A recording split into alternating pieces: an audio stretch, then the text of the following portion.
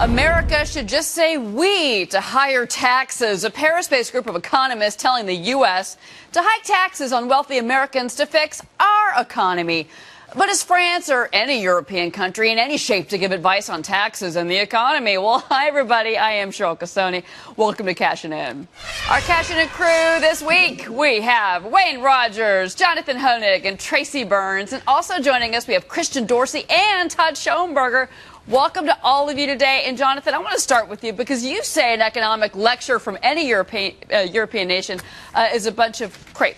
Where'd you get that one from? Yes, Cheryl. Well, I mean, who do you think pays for these Europeans to lecture us that Americans need to pay more taxes? Americans, through their tax dollars. We send these Europeans $84 million a year, and the fact that we do is a horrendous sanction of the victim. I mean, we are funding anti-capitalists who advocate force. That's exactly what taxes is. Taxes are force, and it's government taking your productive effort and redistributing it. It's destructive, and it's exactly what's imploded Europe with its big spending, its big entitlement state. Unless we reverse course philosophically here, it'll do the same thing. I don't know, Tracy. Do you think we should be taking advice from European economists, especially out of France, when they've got so much debt versus their own GDP? They don't know what to do. Their heads are spinning. Yeah, here in America, we say people who live in glass houses should not throw stones. You know what, Cheryl? The other thing we've seen, too, is that taxes don't fix the problem.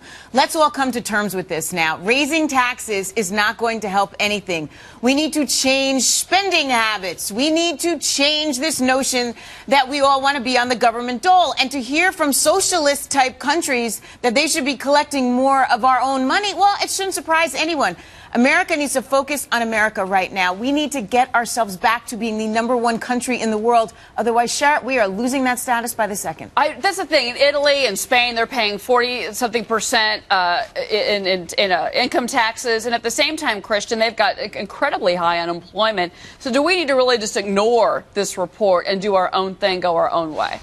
Well, look, let's not focus on the messenger. Let's actually focus on the message. And that message is substantially shared by most credible economists and even the majority of American people, that we need to raise revenues in this country. And the place to start is with the ultra-high earners. Consider the 2001 and 2003 tax cuts cut taxes for the top 1% 3 times more than it did for the remaining 99%. If you just restore fairness, you create a lot of room to reduce the deficit and also invest in things that make America stronger. Let's not focus on the fact that this came from a European report. This is what Americans have been saying for years. Well, but a couple of things here, Wayne Rogers. First off, I mean, half of Americans basically don't even pay income taxes at all if you crunch the numbers. Also, I mean, we're talking about a group of countries in Europe who are looking, frankly, to us, to anybody, to bail them out. So do we need to kind of do our own thing, as I said to Christian, and maybe tackle our own problems in our own way?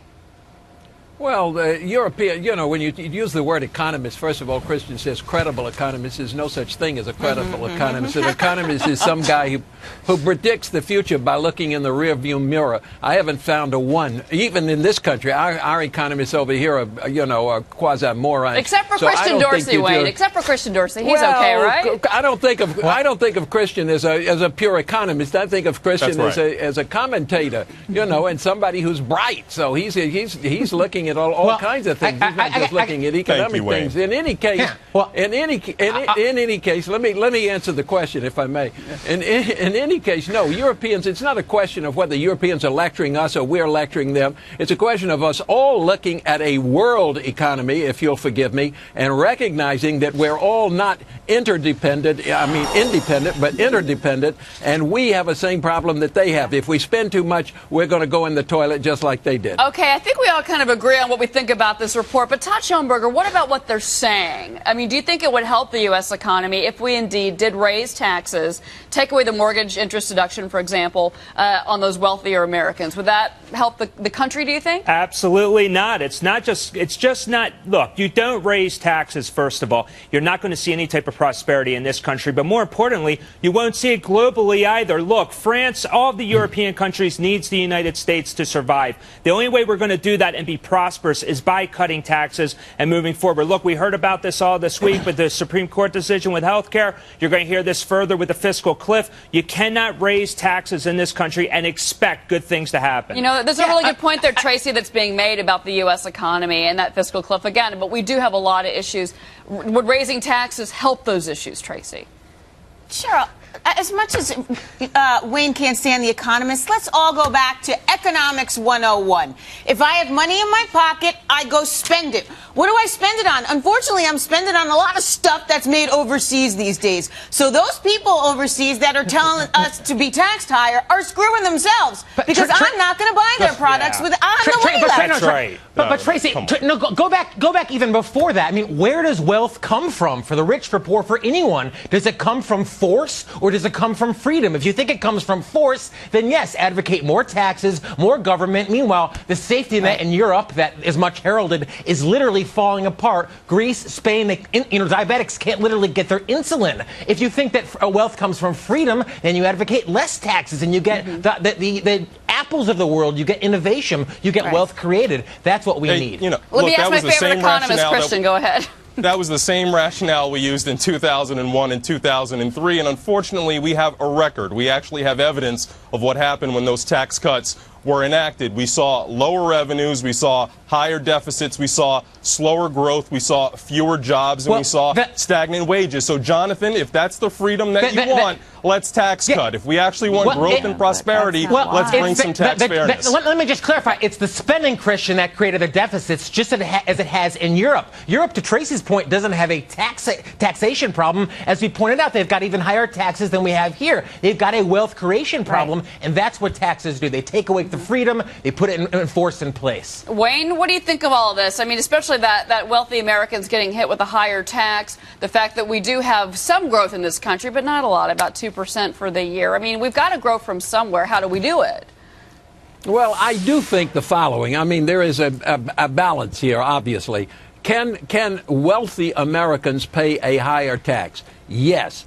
Why would you do that? Why would you advocate that? Well, because on the other side, it's a grand bargain. If you said everybody who's earns over $1 million pays a 1% tax, and for that, I'm going to get a concession from the other side that says that we are going to reduce spending by an enormous amount of money, I would do that in a heartbeat. You'd be crazy not to take that bargain. So to say no taxation is just as dumb as saying, well, we're not going to cut anything. You're going to have to find some way to accommodate both sides so that you'll get something done. I think Todd Schoenberger, he's talking about selective taxation, but these economists, this report that we're talking about today, says to go after the top 1% of this country. Look, you don't. You cannot do this. Look, you take a page out of Governor Walker's book out of Wisconsin. Here's a guy that actually said, if you want to invest in startup companies, I'm going to give you a 25% tax cut if you do this. And he's actually inspiring. He's bringing more of these citizens into Wisconsin. Everybody's moving there. It's prosperous. It's great for that state. Every one of the states in this country should be following the same page, and also around the world. All right, guys, great discussion. Thanks to all of you.